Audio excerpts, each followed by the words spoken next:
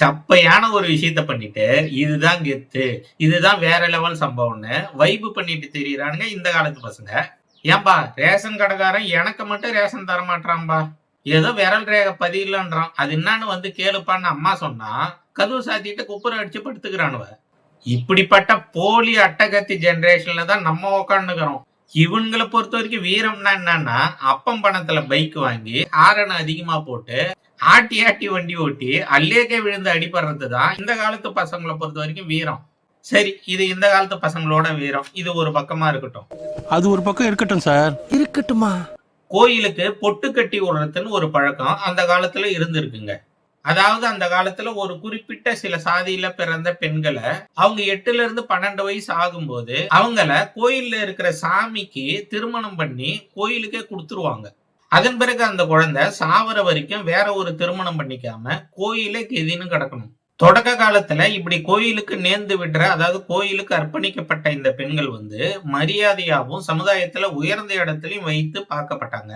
ஆனா காலப்போக்குல மன்னர்கள், அமைச்சர்கள், கோயில் குருக்கள், ஊர் பெரியோர்கள்னு ஆணாதிக்க சமூகத்தால இந்த பெண்கள் வந்து பாலியல் சுரண்டலுக்கு ஆளாக்கப்பட்டாங்க.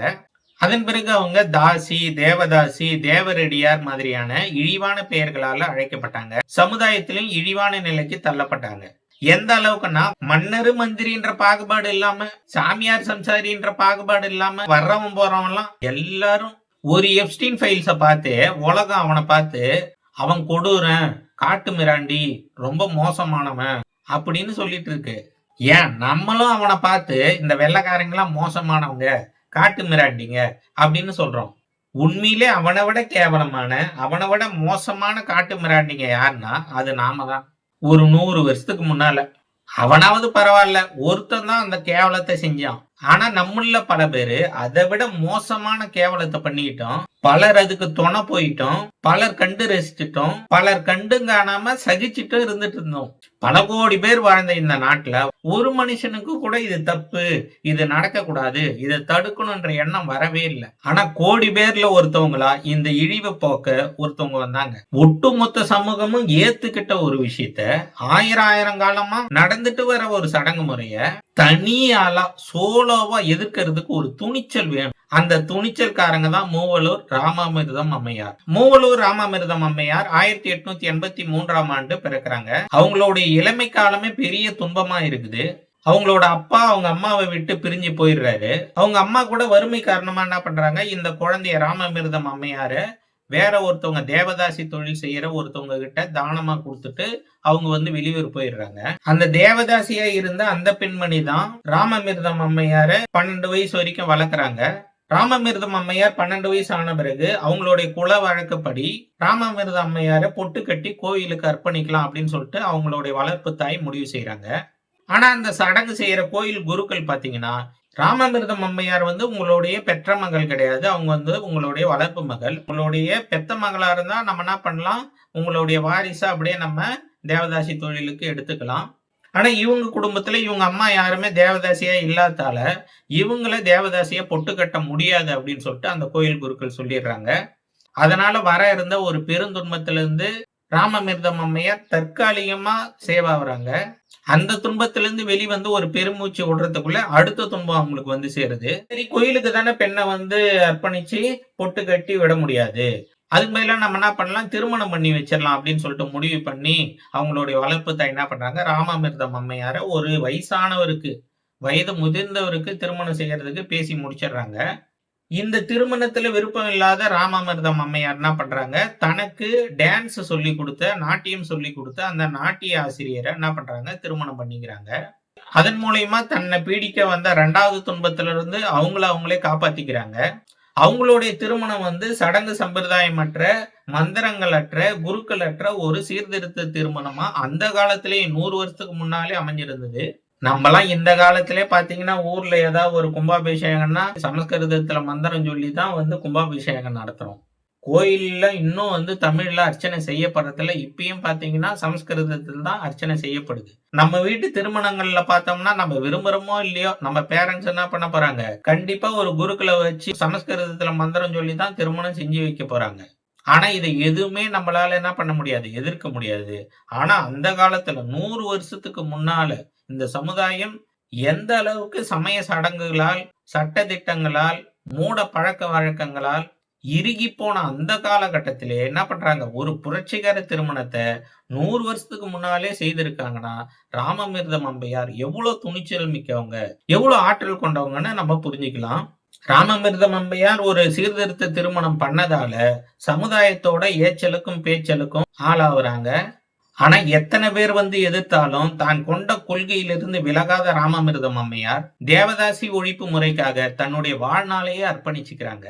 எப்படி கம்யூனிஸ்டுங்களுக்கு மூலதனம்ன்ற நூல் ஒரு பைபிள் மாதிரியோ, அந்த மாதிரி தேவதாசி ஒழிப்பு முறைக்காக இவங்க எழுதின நூல் தாசிகளின் மோசவலை அல்லது மதிப்பெற்ற மைனர் அப்படின்ற இந்த நூல் 1000 வருஷத்தையே பெண்ணடிமைத்தனத்துக்கு ஒரு சம்மட்டி அடியா இருந்தது.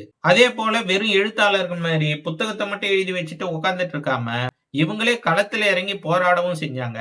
குறிப்பா தேவதாசி முறையில இருந்த பெண்களை சந்திச்சு அவங்களுக்கு விழிப்புணர்வு ஏற்படுத்தி அவங்கள அந்த இழிவிலிருந்து வெளிக்கொண்டு அவங்களுக்கு ஒரு திருமணம் செஞ்சு வச்சு அவங்களுடைய எதிர்கால வாழ்க்கைக்கு நன்மை செய்ய உதவுனவங்க தான் மூவலூர் ராமமிர்தம் அம்மையார். தொடக்கத்துல இந்த களத்துல தனியா நின்னு போராடினா மூவலூர் ராமமிர்தம் அம்மையார். அதன் பிறகு இந்த தேவதாசி ஒழிப்பு முறைக்காக ஒரு இயக்கத்தையே கட்டுறாங்க.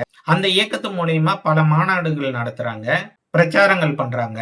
காலப்போக்குல இவங்களுடைய போராட்டம் வெளி உலகத்தோட பார்வைக்கு வருது. இவங்களுக்கு மேலும் மேலும் ஆதரவு கூடுது. குறிப்பா டாக்டர் முத்துலட்சுமி, தந்தை பெரியார், காந்தியடிகள், திருவிக்கா போன்றவரோட ஆதரவும் இவங்களுக்கு கிடைக்குது. 1929 காலகட்டத்துல அந்த டைம்ல எம்எல்ஏவா இருந்த டாக்டர் முத்துலட்சுமி அவங்களோட சேர்ந்து தேவதாசி ஒழிப்பு சட்ட மசோதாவை சட்டமன்றத்துல கொண்டு வராங்க. ஆனா அன்னைக்கு சட்டமன்றத்துல பெரும்பான்மையா இருந்த உயர் சாதி இந்துக்கள் இந்த மசோதாவை நிறைவேற விடாம தடுக்கிறாங்க. என்ன சொல்லி தடுக்கிறாங்கன்னா, இந்த தேவதாசி முறை சமுதாயத்துல இருக்கணும், இல்லன்னா பாரம்பரியமிக்க இந்திய சமுதாயத்தோட பண்பாடு கெட்டு போயிடும், சீரழிஞ்சிடும் அப்படின்னு சொல்றாங்க. அதுக்கு முத்துலட்சுமி என்ன பதில் சொல்றாங்கன்னா, காலகாலமா எங்க சமுதாயத்து மக்களே தேவதாசியா இருந்து இந்திய பண்பாட்டை காப்பாத்துறது போதும், கொஞ்ச காலம் உங்க வீட்டு பெண்களையும் அனுப்பி அந்த புனிதமிக்க இந்திய பண்பாட்டை நீங்களும் காப்பாத்துங்க அப்படின்னு சொல்றாங்க. அது சொன்னது என்னவோ எம்எல்ஏ முத்துலட்சுமியா இருக்கலாம். ஆனா அந்த வார்த்தைகள் யாருடையதுன்னா மூவலூர் ராமமிர்தம் அம்மையாருடையது. 1929-30களில் கொண்டு வரப்பட்ட இந்த சட்ட மசோதா உயர் சாதி ஆட்களால் தொடர்ந்து நிறைவேற்ற விடாமல் தடுக்கப்பட்டு 1947 இந்தியா சுதந்திரம் ஆன பிறகுதான் தேவதாசி ஒழிப்பு சட்ட மசோதா சட்டமா நிறைவேறுது சட்டமன்றத்துல. இந்தியாவிலே முதன் முறையா இந்த தேவதாசி ஒழிப்பு சட்ட மசோதாவை நிறைவேற்றின பெருமை தமிழ்நாட்டை தான் சாரும்.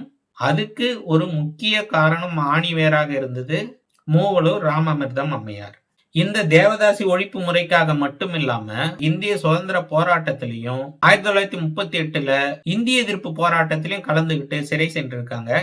ஈவேரா ராமசாமிக்கு பெரியார் என்ற பட்டத்தை பெண்கள் மாநாட்டுல கொடுத்தப்ப இவங்களும் அதுக்கு ஒரு முக்கிய காரணமா இருந்திருக்கிறாங்க.